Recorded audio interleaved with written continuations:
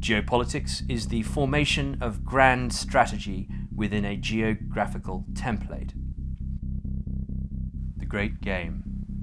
In the early 19th century, Napoleon almost established a dominion over Europe. But Napoleon was defeated at Waterloo in 1815. At the Congress of Vienna, the victorious nations, Russia, Britain, Austria, and Prussia, divided Europe to create between them a power equilibrium, preventing any single nation from being able to repeat Napoleon's feat of continental European domination. Of these nations, Britain and Russia were the two main victors over Napoleon, defeating him on land and at sea. These were not just great powers in Europe, but global empires. Britain had already, in the 18th century, established her dominion in India, the jewel in her crown. The Royal Navy ensured communications between England and India. The other great empire, Russia, was an enormous landmass that extended across Eurasia and whose southern expansion could bring her to the gates of India. British fears over this notion prompted the Great Game, the geopolitical rivalry for Eurasian preeminence which lasted the rest of the 19th century. After annexing Transcaucasia, now Georgia, in 1812, Russia established a southern base of operations beyond the Transcaucasian mountains that extended her military influence in Persia, now Iran, her southern neighbour. Britain was concerned that Russia's expanding sphere of influence would allow her to invade India. These fears pushed Britain to expand her frontiers in India north, resulting in the unsuccessful Afghan campaign of 1839.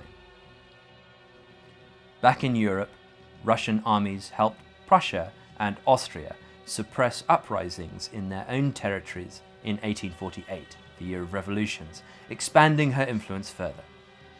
More importantly, Russia was making the Ottoman Empire increasingly more reliant on her to upkeep its possessions, establishing an effective protectorate over it.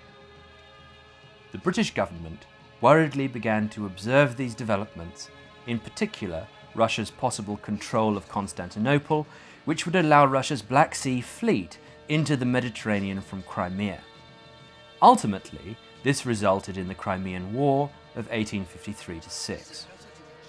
Although Britain, with the help of France and the Ottomans, won the Crimean War, reaffirming Britain as the leading sea power, it did not stop Russia from expanding on land in Central Asia. By the turn of the 20th century, only Afghanistan stood between them. The Anglo-Russian rivalry in Asia influenced the British geographer Heartland Mackinder, an avowed imperialist and social Darwinist, to conceptualize a grand theory of geopolitics in his 1904 paper, The Geographical Pivot of History.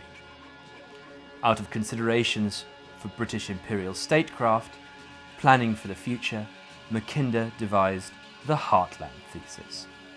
The Heartland is the inner Eurasian landmass surrounded by mountainous frontiers everywhere apart from in Eastern Europe.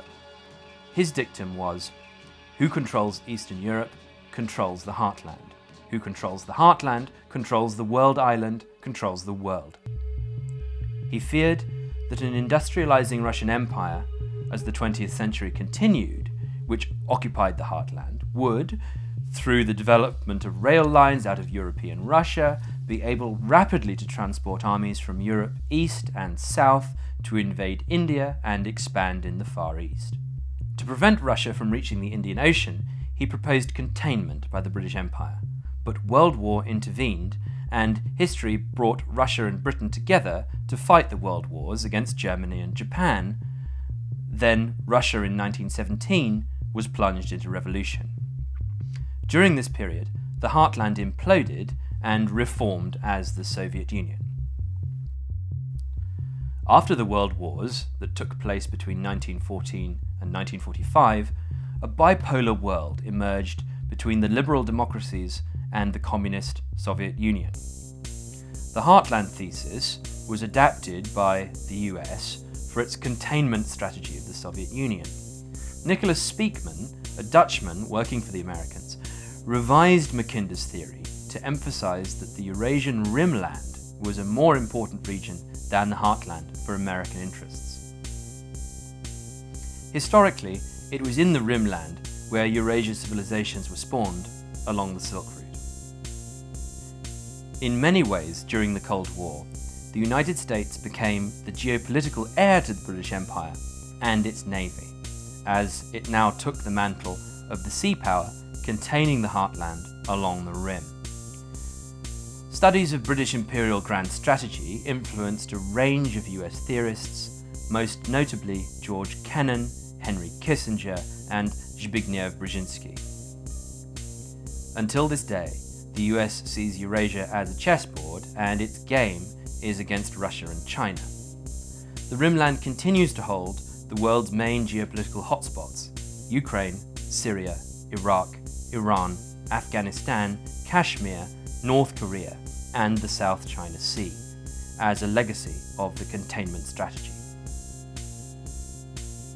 After the collapse of the Soviet Union in 1991, we entered a unipolar world with the US as sole superpower and Russian influence waning. Kissinger's PhD, A World Restored, examined how Britain balanced European powers after the defeat of Napoleon, and so Kissinger sought to balance Eurasia during Soviet containment post-World War II by aligning China against its ideological ally, the USSR. Although China had been a major player in the Great Game for thousands of years, the British Empire successfully put it to sleep with the Opium Wars and subjected it to a century of what it saw as humiliation with the British colony at Hong Kong between 1897 and 1997. In 1971, Kissinger took Nixon to meet Chairman Mao and open up China to US trade in an attempt to circumscribe the USSR with an expanded American sphere of influence. With the US distracted in the Middle East after 2001, the Great Game realigned to become a rivalry between the US and a reinvigorated China, expanding its own sphere of influence west along the Rimland and the Old Silk Road to Europe and Africa with its One Belt, One Road policy. The Trump administration has realigned the US as a Pacific power in a trade war with China. Again, Trump is now seeking to separate China from its potential allies in Russia and North Korea. The Great Game continues.